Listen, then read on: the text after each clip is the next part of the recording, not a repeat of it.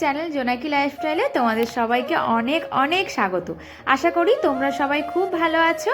আজ তোমাদের সাথে এমন একটা জার্নি শেয়ার করব যা আমার নিজের কাছেও খুব স্পেশাল। তবে আজ কিন্তু প্রথমেই বলছি না যে আমি ঠিক কোথায় যাচ্ছি। কি ভাবছো ভিডিওটা স্কিপ করবে? একদম না, কোথায় যাচ্ছি সেটা জানতে হলে তোমাদের পুরো ভিডিওটা দেখতে হবে। তো চলো সাথে থাকো আর দেখতে থাকো আমাদের আজকের সফর। রাস্তাটা কি চমৎকার তাই না? দুপাশে গাড়ির ভিড় আর সুন্দর আবহাওয়ায় সফরটা জাস্ট জমে গেছে। তোমরাও আমাদের সাথে এই সুন্দর ভিউ উপভোগ করতে থাকো। আমি যেখানে যাচ্ছি সেই গ্রামটা ঢোকার আগেই কিন্তু পড়ে একটা কালী মন্দির। আর মা কালী এতই জাগ্রত যে সেখানে গ্রামে ঢোকার আগেই সবাইকে দাঁড়িয়ে মায়ের কাছে প্রণাম জানিয়ে তবেই কিন্তু গ্রামে প্রবেশ করতে হয়। যাই হোক, গ্রামে ঢোকার মুখেই কিন্তু দেখা মিলল এই সুন্দর কালী মন্দিরটি। মাকে প্রণাম জানিয়েই সোজা চলে এলাম পিসির বাড়ি। আর এই যে দেখো, পিসির বাড়ি পৌঁছেই দেখা হয়ে গেল প্রথমেই আমার পিসির সাথে। দেখা হতে আমার তো খুবই ভালো লাগছে। আর আমাকে দিতে গিয়েছিল আমার বর। আর এদিকে দেখো এই ছোট্ট সোনাটা কেমন আয়েশ করে চকলেট খাচ্ছে। ওর এই মিষ্টি হাসিটা দেখেই যেন সব ক্লান্তি দূর হয়ে গেল।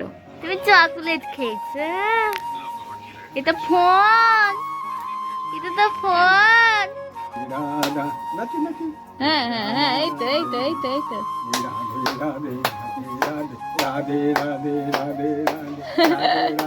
আরে সস এই সস।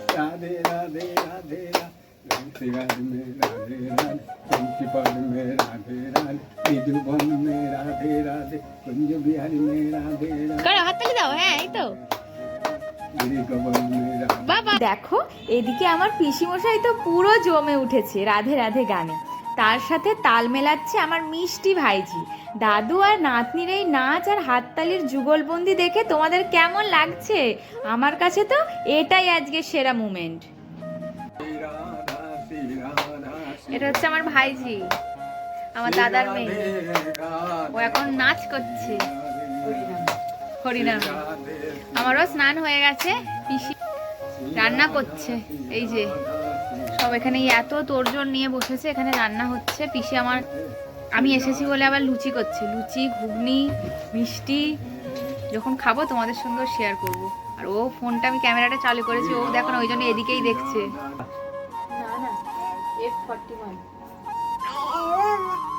কত বলে গো, কত বলে গো। আমরা খেতে বসে পড়েছি এখন টিফিন। তো টিফিনে পিসি কি করেছে চলো তোমাদের দেখাই।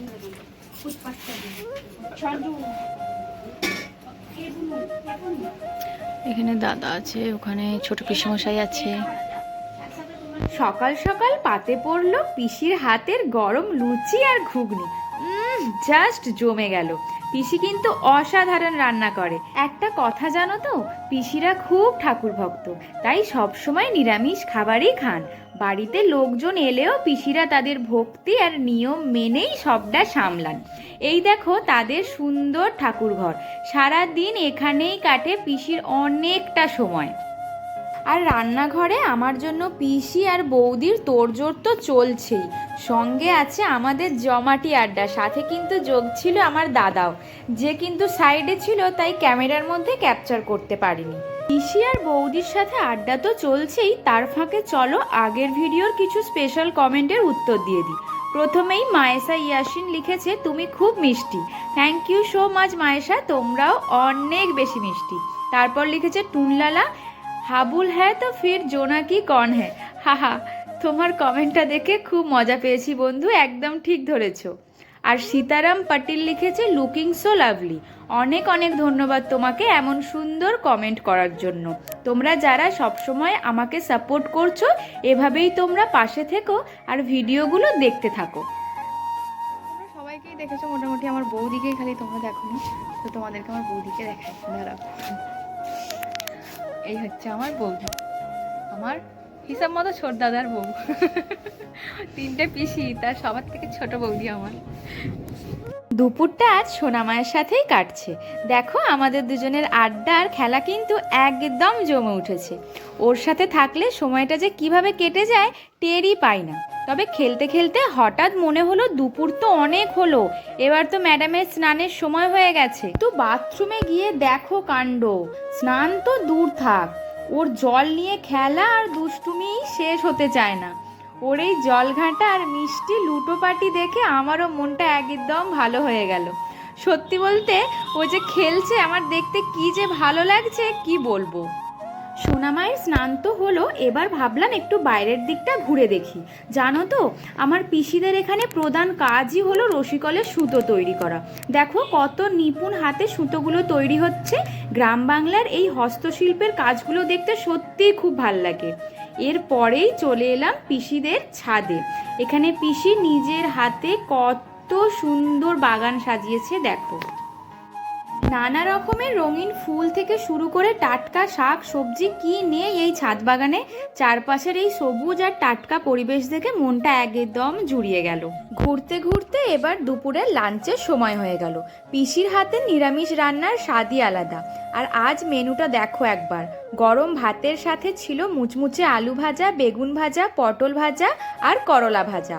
তার সাথে রয়েছে একদম টাটকা শাকের তরকারি আর আমাদের সবার প্রিয় পনিরের তরকারি। তবে সবশেষে এই কচি আমের চাটনিটা কিন্তু জাস্ট ফাটাফাটি ছিল। দুপুরবেলার এই রাজকীয় খাবার দাবার খেয়ে কিন্তু আমি একদম টানা একটা ভাত ঘুম দিয়েছিলাম। তারপর ঘুম থেকে উঠে দেখি বাইরের ওয়েদারটা খুবই খারাপ, বৃষ্টিও হয়েছে। তোমাদের দেখাচ্ছি, দেখো আকাশটা কিন্তু এখনও মেঘলা করে আছে। যেহেতু আমি আজকেই বাড়ি চলে যাব, তাই বেশি না কথা বলে ঝটপট আগে রেডি হয়ে নিই। চলো, এই যে আমি রেডি হয়ে নিয়েছি। তো এবার দাদাকে গিয়ে দেখি, বলি দাদা রেডি হলেই তারপর আমাকে দাদা বাড়িতে দিতে যাবে। তো চলো পিসিদের ওই বাড়িতে যাই, গিয়ে দেখি পুচকুটা কি করছে।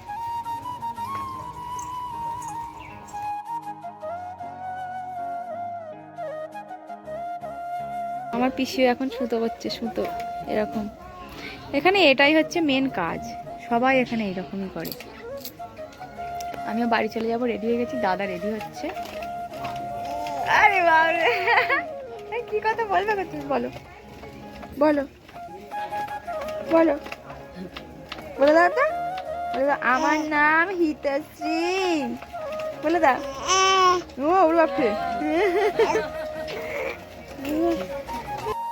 দেখতে দেখতে পিসির বাড়ির এই সুন্দর দিনটা শেষ হয়ে এলো। পিসি আর বৌদি আর আমার ছোট্ট সোনামা সবাইকে বিদায় জানিয়ে এবার ফেরার পালা। যেতে তো মন চাইছে না, তবু তো ফিরতে হবেই। আসার পথে সেই কালী মন্দিরটি আবারও একবার প্রণাম জানিয়ে আমি আর দাদা রওনা হলাম বাড়ির পথে। পিসির বাড়ির এই আদর আর ভালোবাসার সাথে নিয়েই আজকের ব্লগটা এখানেই শেষ করছি। বন্ধুরা, আজকের এই ছোট্ট সফর আর আমাদের আনন্দগুলো তোমাদের কেমন লেগেছে কমেন্ট করে অবশ্যই জানিও।